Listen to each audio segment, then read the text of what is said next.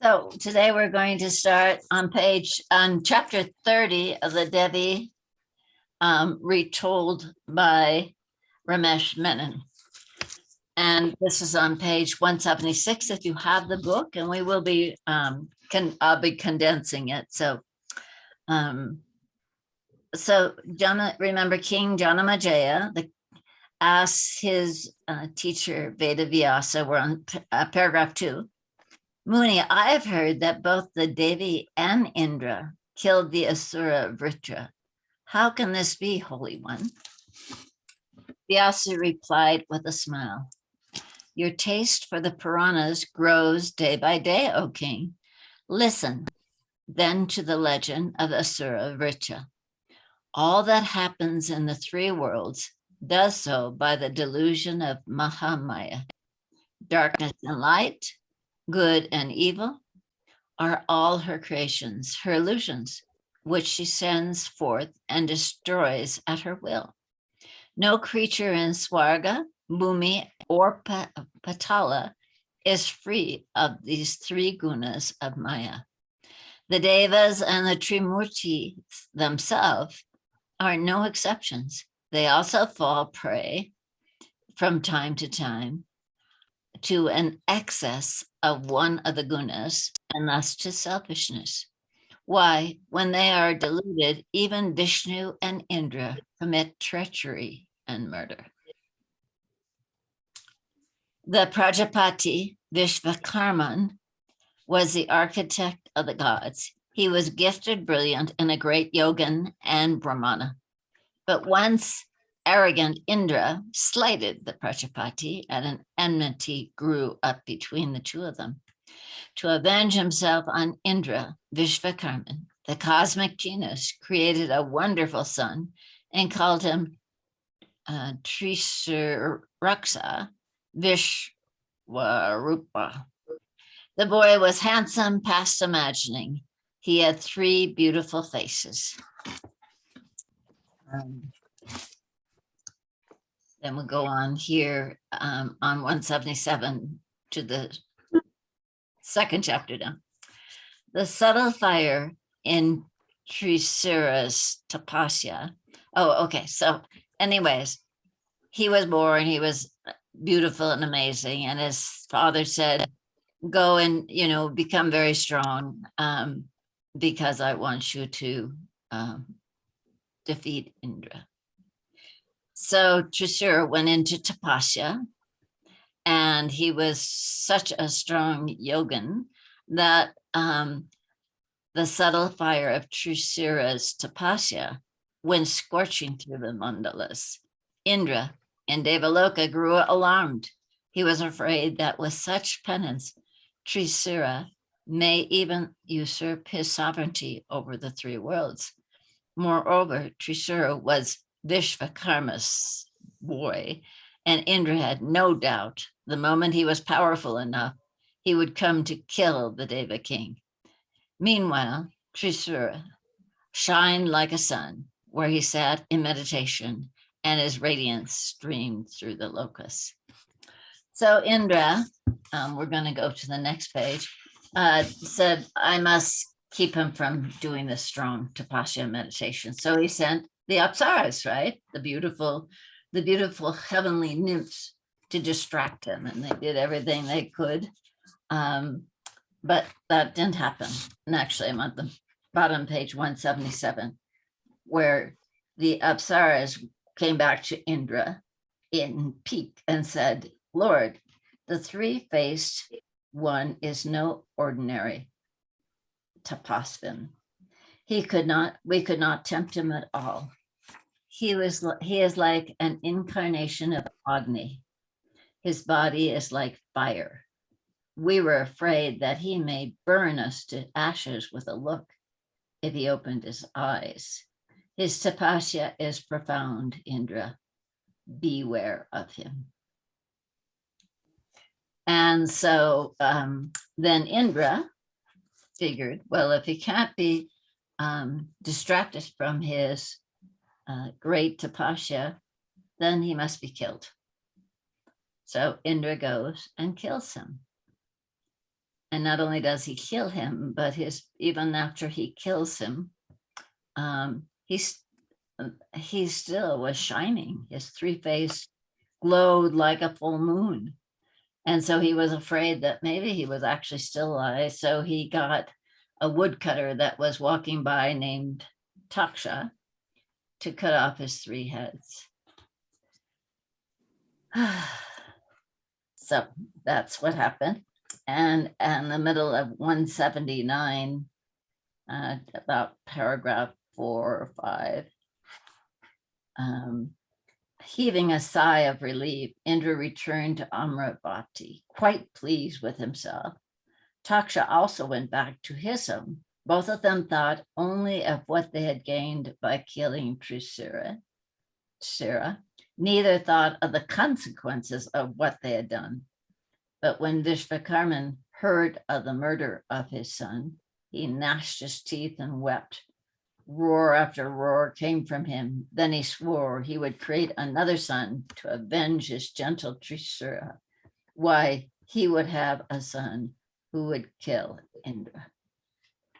Vishvakarma lit a fire of yagya and poured dark oblations into it, all the while chanting mantras from the fourth Veda, the occult Atharva. For 8 days, he sat before that fire until the flames turned to great slabs of white light. On the 8th night, a splendid young man stood forth from the flames. When Vishvakarman saw that youth, his son, he cried, "My child, you shall be Indra's enemy. Now grow." Like a fire fed with ghee, that youth grew immensely. In moments, he was a towering figure before his father, his face shining in the sky like another sun. He was an asura, resplendent and terrible as well. Why, he seemed like Yama himself, and in a voice like doom, he said to his father, "Father, why are your eyes red with weeping?" The top of 180. "Tell me the cause of your grief, and I will remove it. What else is the sun meant for? Shall I drain the ocean? Shall I crush the mountains into dust? Shall I keep the sun from rising? Shall I cast the earth deep into the sea of space? Or shall I kill Indra, Yama, and the host of Devaloka for you?" When Vishvakarma heard the love in his stupendous son's voice, he said, "Truly, you are magnificent enough to end my sorrow." His boy said, "Give me a name, father, and tell me how I can quell your grief." "I name you Vritra, my child. You had a brother called Trisur of 3 wise and blameless faces. Ah, how you would have loved him if you only had the fortune to know him. He was the gentlest and sagest youth in all the creation. He sat in Tapasya, and the 3 worlds glowed with his penance. But Indra was afraid of my pure son and struck him down with his vajra. Not content with that, he had a woodcutter hew off Trisura's heads with his axe." Tears flowed down Vishvakarman's face when he spoke of his dead child. He said grimly, "Indra must die for his sin of Brahmahatya. Vritra, you must avenge your brother." Vritra growled and the world shook beneath his feet.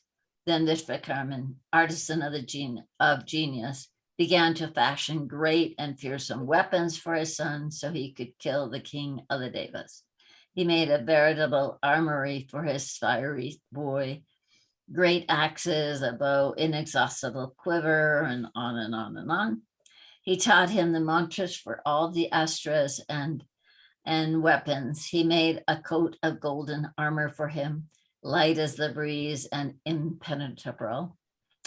Finally, he wrought a supernal vimana for Vritra, which was formed like a cloud and flew quickly as the thoughts. So he was ready. And interesting, all of a sudden, many Asuras, when they heard that there was a new king of the Asuras, and who had been living under actually the subjection of the Devas for many, many years. They came and joined with Vritra in his armies to rout the Devas out of heaven. So they came to attack Indra. And when Indra heard the news, he also heard the news that many evil omens were happening around his kingdom, strange things, like ugly women clad in rough black cloth, and went from house to house crying dementedly to the demons, "Leave your home and flee, doom is upon you." So Indra trembled, and now we're down on page 181, about paragraph 4. In the Sudharma, Indra trembled. He called the Deva Guru Brihaspati and said, "Winds of death swept our city, and the very stars fell out of the sky. Evil omens are everywhere. Perform a yagya, Guru, for our safety." But Brihaspati hung his head and replied, "Lord of the thousand eyes, you committed Brahmahatya when you killed Trisura. I fear retribution for your sin is at hand." Vishvakarma's second son, Vritra, is a fire-born asura, and he is invisible against all the devas. Yamas means just one thing, that Vritra is on his way to kill you. And of course, then they heard the clamor of them coming, and many started to flee, but Indra commanded them all to stay with him and go to war. And they fought this war for 100 years. And finally, it was obvious that they were not going to kill the Asuras. So Indra fled and the Devas, and Indra left his white elephant, Ayavata, a special elephant. So Vritra came home to his father, and this is the middle of chapter 4 on page 182. Came home to his father and he said, "The Devas are vanquished. They have fled. I took Aravata and Indra ran from me on foot. I have brought you the white elephant as my spoil of war. I did not kill Indra because I've heard one must never kill a man who is terrified and running from battle." Vishvakarma's fathers lit up with a smile. He said softly, "I am proud of you, my heroic son. You have begun to fulfill the destiny for which you were born." He embraced his brilliant son. "My child, you have lightened your father's grief, though you have not removed it." He paused, then said, "Now worship Brahma, Vritra, with a very great tapasya. Get a boon of immortality from him, and then kill Indra. Vanquishing him in battle is not punishing enough for him. He is guilty of the vilest Brahmahatya. He must pay for it with his life. Nothing less will do. Nothing else will make our revenge complete or remove my anguish." And so Vritra did. And once again, Indra noticed that there was this great shining coming, and he knew that it was Vritra who was sitting in tapasya. And he sent all the apsaras again to try to tempt him and other beautiful nymphs, and nothing happened. They were not successful. So now we're on chapter 31 on page 184, toward the bottom of the first paragraph. So the Asuras returned to Indra without swerving the Asura from his penance. Vritra sat for 100 years in Dhyana, and one day four-faced Brahma appeared before him riding a swan. Brahma said, "Ask me for any boons. Vritra the great tapasya, and it shall be yours." Tears of joy in his eyes, the Asuras prostrated himself before the resplendent creator and said humbly, My lord, I'm so fortunate to see you with my eyes. You know my heart, knower of all things. You already know the one desire I have to be immortal. So grant me, Brahma, that I cannot be killed by any weapons that are solid or fluid, or with any of stone, metal, or wood, or any astra of fire or light. Grant me this boon, Lord of worlds, and I will conquer the Devas and rule from Amravati. Brahma said, Child, arise. The boon you want is yours, and vanish before Vrita's eyes. So now they have this great boon, and they go once again to invade Indra and his devas. And at the top of page 185, that first full paragraph, the battle swung one way and then the other, but looming like a mountain over the Deva army, awesome Vritra was indomitable. The Deva's fiercest weapons just glanced off him like bits of straw. He mowed down entire legions with weapons of fire, and inexorably, the Danava, the demon, had the better of the Devas. Gandharvas and Kinnaras perished in thousands, their death cries ringing over the grisly battlefield. Then, forging his bloody way through the thickest fray, Vritra was upon Indra himself. In strange fear, Indra stood rooted and helpless before his enemy, as if his own sin of killing Trisira paralyzed him. Vishwakarma's stupendous son seized the lord of Vati. In a wink, he ripped off Indra's golden armor and cast it from him, and yawning, opened his great mouth. Vritrasura swallowed Indra whole. The Devas saw this and fled in panic, crying out their king's name. They ran to Brihaspati, their guru, and cried, Guru, rescue the thousand-eyed one from Vritra's belly. Use Abhichara, use any sorcery. Hurry, Indra may already be dead. Brihaspati replied, Indra still lives in Vritra's belly. We shall have him back alive. With that, he began to intone some powerful mantras that came into his mind at that moment, mantras he had never known before. When Vritra heard the occult and potent chants, he yawned. It was the first time in creation that any creature yawned. Helplessly, the shining Asura yawned and yawned, hardly knowing what he did, but unable to stop himself. In a flash, Indra flew out from his belly, and fell on the ground before him. It is told that since then, all creatures have begun to yawn, gods and demons, men and animals. So they went on fighting for another 20,000 years. And then the Devas fled. So they realized they were defeated. So they ran away. So on page 186, the second paragraph.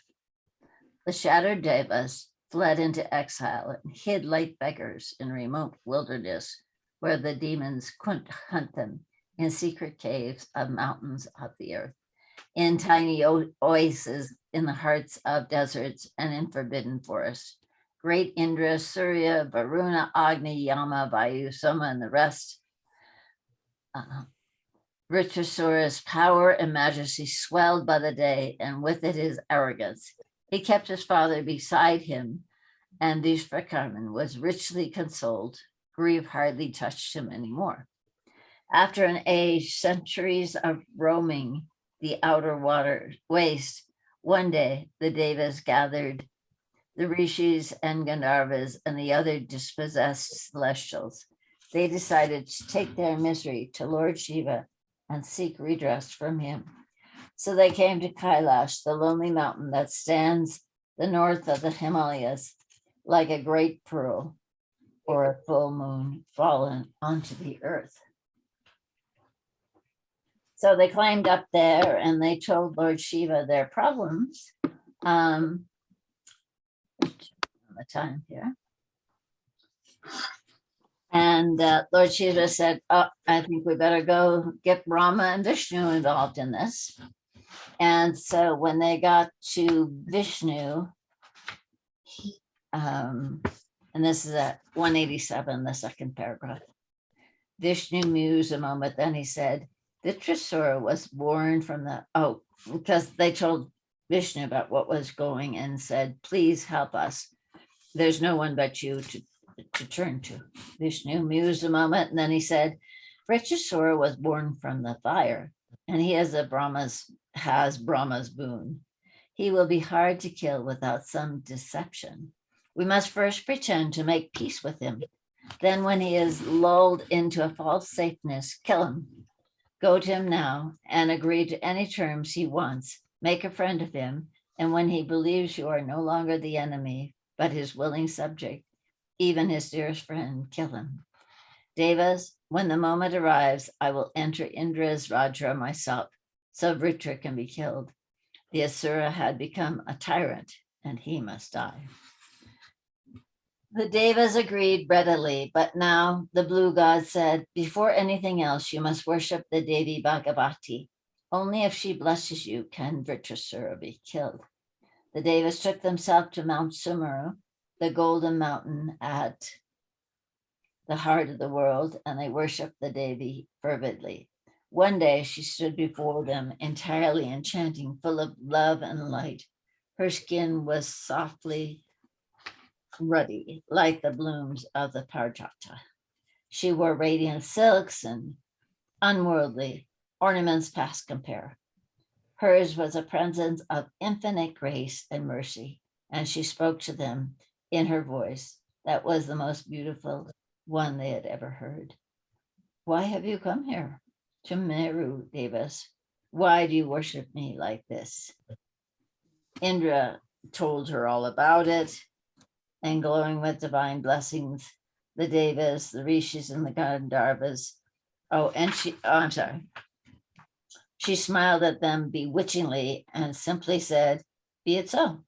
And with that, she vanished. So then everybody was very, very happy. And the Munis all went to Vritrasura. And this is bottom page 187. And they said to him, Lord of the worlds, greetings, great Vritra. How radiant you are, how boundless in your majesty. Everything is perfect in your life, glorious one, except one enmity with Indra. We Munis urge you to rid yourself of this final fear. Both of you have no peace of mind for this enmity. Both of you speak ill at ease for anxiety of the other. The wise say that when the time comes, a noble enemy makes the best friend a man can have in life. And so at first he was a little bit apprehensive, but then they convinced him that Indra would certainly do anything that he asked. And so at the page of bottom 188, it says, with no hesitation, Vritrasura said, let Indra and his devas swear that none of them will kill me by day or by night, or with any weapon that is solid or fluid, or with any astra of fire or light. Then perhaps we can speak of having peace between us. The Rishis agreed at once and fetched Indra. The Devas swore a solemn vow before the Munis with Agni as his witness that neither he nor his people would try to kill Vritra by day or by night, or with any weapons that was solid or fluid, or with any astra, fire or light. Vritra was strangely moved to see Indra thus humbled. The noble Asura rose from his throne and impulsively embraced his old enemy. He naively imagined that all would indeed be forgiven and forgotten between them. And the one, we'll skip one paragraph, but then it says, the strangest, most intimate relation grew up between the Deva and the Asura. Soon Vritra could not do without Indra's company, and even Indra felt lost unless he was with his friend. They roamed the worlds together, and slowly all mistrust between them evaporated, and the simple-hearted Vritra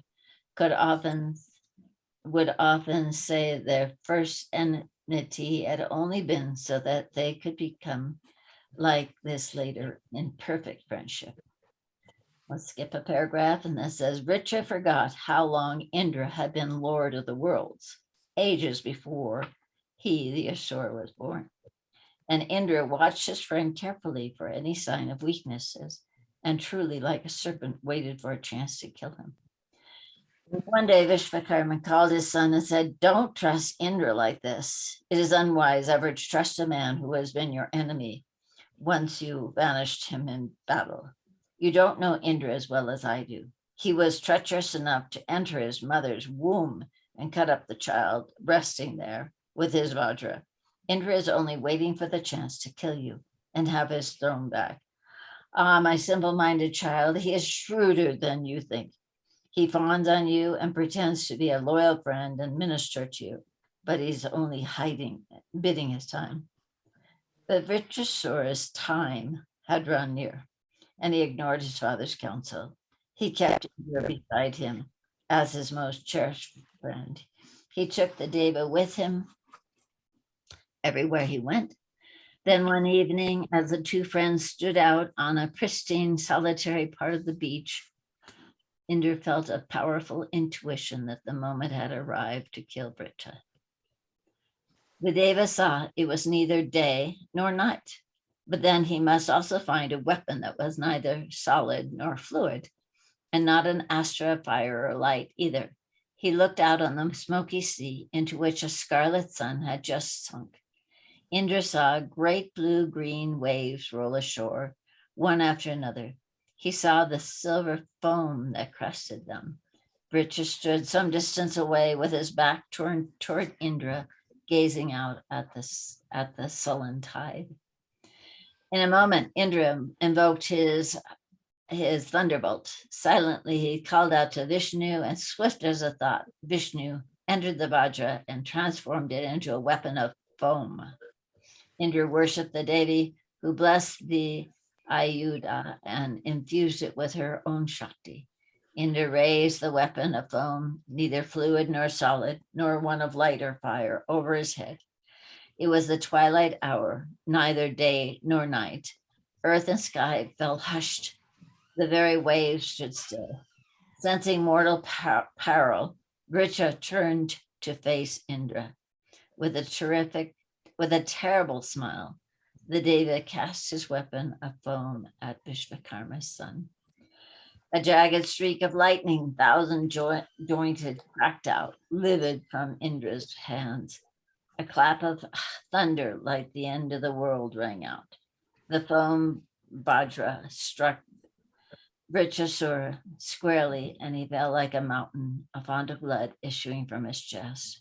Great Vritra fell half in and half out of the sea, and the waves turned scarlet as far as the horizon. Indra would never forget the look in Vritra's eyes, one of disbelief and also such grief that Indra had betrayed their friendship. When Vritra fell, the rishis, knaras, apsaras, gandharvas hymned Indra. Indra knew that without the Devi entering the Vajra foam as Shakti, Vritra could never have been slain. Not even Vishnu's power would have quelled this most magnificent demon. The Devas installed an image of the Devi Bhagavati made from a single enormous ruby in the Nandana and worshipped her thrice a day, from then at every Sandhya. The Devi was called Vritra Nihantri by the knowing, for Indra himself knows that without her Shakti, Vritrasura would still rule the heavens and earth. So said Veda Vyasa to King Jamanajaya. And we'll have to do chapter 32 another time. But that's I don't know, I find it a bit of a sad story, but very, very sad. Yeah. I don't quite get it. But anyways, any questions or comments?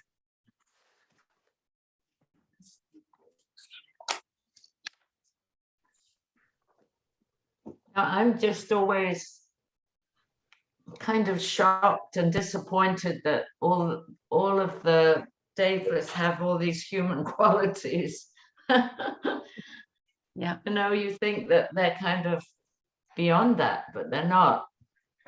Yeah, I think that once again lets us remember that even the devas have the three gunas. So as long as we have the sattvic, and the tamasic and the rajasic, all, they can get out of balance, like I said at the beginning, and then things happen that are not nice. So, but you're right.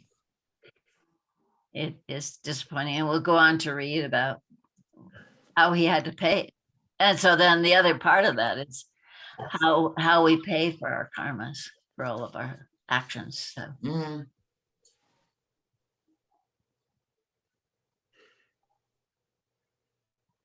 anything else?